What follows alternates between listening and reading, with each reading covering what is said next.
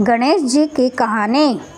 एक दिन गणेश जी महाराज बैठे बैठे आराम कर रहे थे। एक दिन उन्होंने सोचा क्यों ना नन्हा बालक बनकर पृथ्वी पर जाकर भक्तों की परीक्षा ली जाए। फिर गणेश जी एक बच्चे का रूप लेकर धरती पर आते हैं और एक चम्मच में दूध और चुटकी में चावल लेकर इधर उधर घूमने लगते हैं और कहने लगते हैं, कोई मेरे लिए खीर बना दो, कोई मेरे लिए खीर बना दो। उस बच्चे की बात कोई नहीं सुन रहा होता है। सब उस पर हंस रहे होते हैं कि इसकी भी कोई खीर बनेगी। जब गणेश जी घूम रहे थे, वहीं एक बूढ़ी औरत अपनी झोपड़ी के बाहर बैठी थी। वो बोली, ला बेटा, मैं बना देती हूँ तेरे लिए खीर। उसके घर में जो छोटा सा बर्तन था, उसमें उसने वो दूध और चावल डाल दिए और खीर चढ़ा दी, पर वो बर्तन तो पूरे भर गए। तब उसने बड़े बर्तनों में खीर डाली, पर वो बर्तन भी भर गए। उस बूढ़ी औरत ने कहा, बेटा, मेरे पास तो इतने ही बर्तन हैं। बच्चा बोला, माँ, बड़े बर्तन पड़ोसियों से मांग लाओ।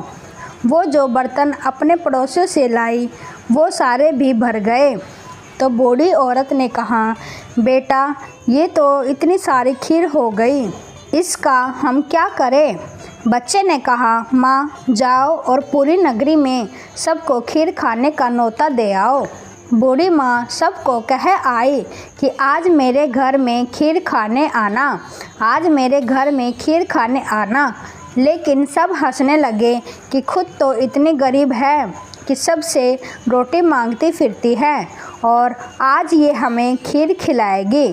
कुछ लोग बोले, चलो उसका मजाक बनाने ही चलेंगे, घर से तो खाना खा के चलेंगे, नहीं तो भूखा ही रहना पड़ेगा।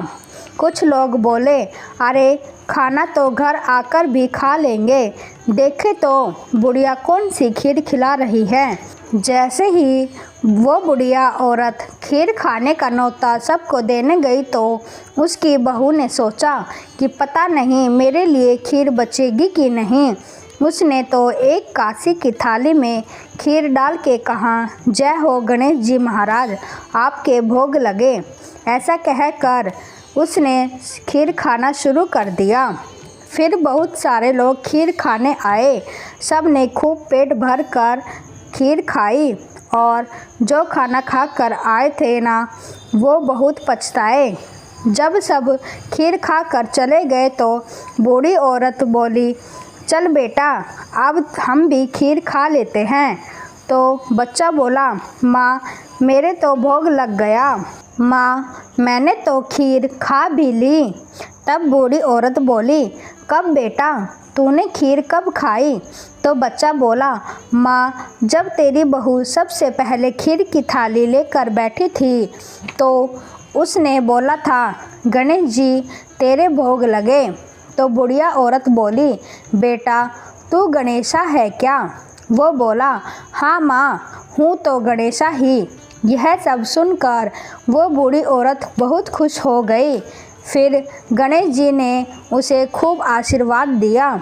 उसके यहाँ से जाते हुए गणेश जी उसकी झोपड़ी पर लात लगा कर गए, जिसके उसके घर महल मंदिर हो गए, नौकर चाकर हो गए। जैसे गणेश जी महाराज ने उस बुढ़िया माई पर कृपा करी, वैसे ही सब पर करना। जय श्री गणेशा।